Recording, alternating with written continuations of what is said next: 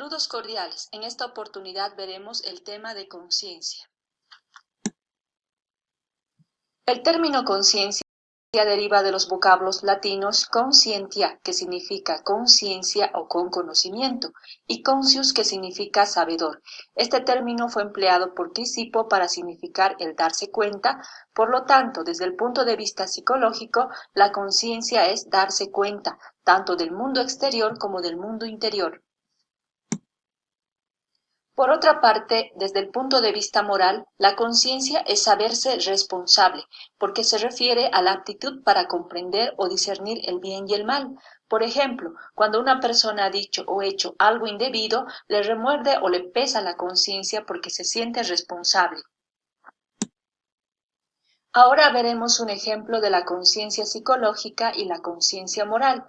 Héctor está manejando su carro y al mismo tiempo charlando con su novia. Está muy distraído. Poco a poco el carro se va desviando sin que él se dé cuenta. En este caso, Héctor no tiene conciencia psicológica. A consecuencia de ello, al poco rato choca contra un árbol y se daña tanto él como su novia. Entonces se da cuenta, a través de su conciencia psicológica, de que obró mal al manejar en forma tan distraída e irresponsable. Esto gracias a su conciencia moral. Además, la conciencia es una condición absolutamente necesaria para que el vivenciar se lleve a cabo, porque es una estructura compleja constituida por la integración de todas las funciones psíquicas en su permanente accionar, cuyo producto final es el conocimiento o reconocimiento de algo real o no, interior o exterior, y del yo por sí mismo. Es decir, en términos generales, la conciencia se define como el conocimiento que un ser tiene de sí mismo y de su entorno. También puede significar percatarse de los estímulos del interior y el exterior por parte de un organismo. Nuestra conciencia siempre se dirige a un objeto o conjunto de objetos. Este conjunto de objetos a los que se dirige la conciencia se llama campos de la conciencia. En dichos campos no todos los objetos se ofrecen con la misma claridad y precisión, por lo tanto las zonas son tres. La primera zona es el foco, que es la zona central de la conciencia donde los objetos se ofrecen bien claros, nítidos, vivaces. Por ejemplo, en un estadio el foco serán los jugadores. La siguiente zona es el margen, que es la zona lateral de la conciencia donde los objetos son menos claros y nítidos. Por ejemplo, en el estadio el margen sería las tribunas y la gente que se encuentra allí. Por último, tenemos el umbral, que es la zona alejada de la conciencia, pues aquí todo se ofrece muy borroso y perdido. Por ejemplo, en el estadio el umbral sería los ruidos que se escuchan a lo lejos, fuera del estadio. A lo largo de su vida, Freud definió el aparato psíquico de diversas maneras. La primera de ellas fue el modelo topográfico, que lo divide en consciente, subconsciente e inconsciente. Según este modelo, las operaciones y contenidos mentales se describían en relación a la conciencia. Así, todos los sucesos mentales que se producían en un nivel consciente estaban localizados en la superficie de la mente. Por otra parte, los sucesos que podían hacerse conscientes mediante la atención se consideraban subconscientes.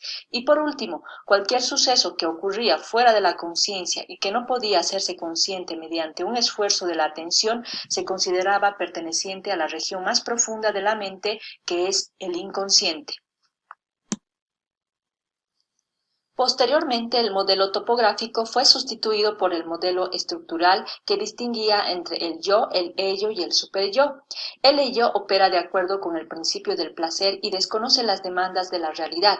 Es la parte primitiva, irracional e ilógica de la personalidad, preocupada por el sexo, la agresión, el egoísmo y la envidia. Representa los impulsos, deseos más elementales y necesidades básicas que deben ser satisfechas inmediatamente y sin considerar las consecuencias.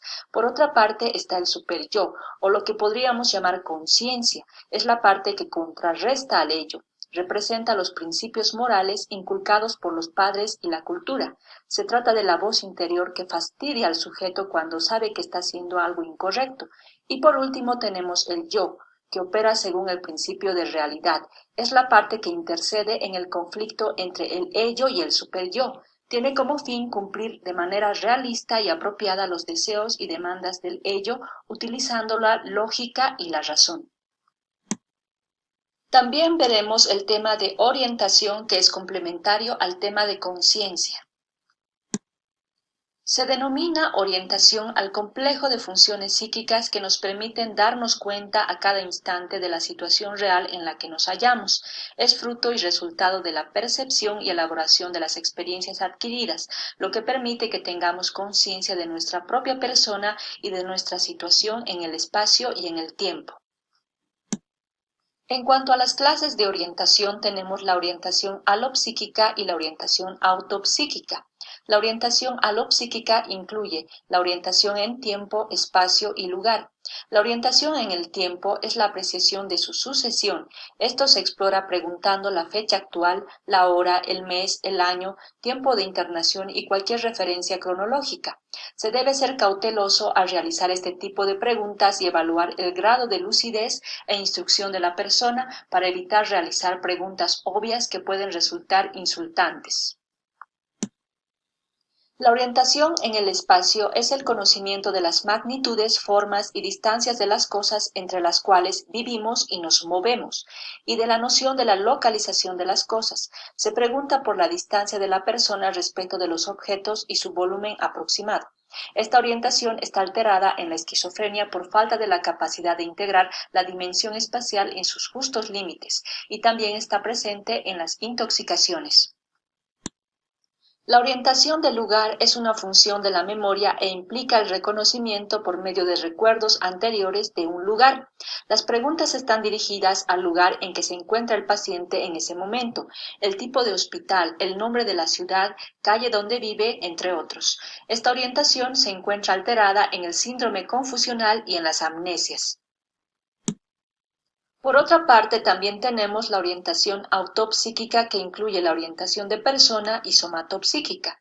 En la orientación de persona se diferencia la orientación sobre la propia personalidad de la orientación sobre las personas del medio ambiente. Se indaga por el nombre del paciente, la edad, la profesión, por sus familiares y edades, fecha de nacimiento, entre otros. La orientación de las personas del medio se apunta al reconocimiento del médico, los enfermeros y personas que frecuentan al paciente en el medio de internación. Por último, tenemos la orientación somatopsíquica, que es la referida al propio cuerpo, y a ella pertenecen la conciencia de enfermedad, sensación de enfermedad y noción de enfermedad. Se pregunta si la persona se siente enferma, de qué, cuándo comenzó la enfermedad, qué tipo de enfermedad tiene y qué tipo de enfermos están internados en el hospital. También se pregunta si está triste, qué es lo que nota de extraño, entre otras preguntas.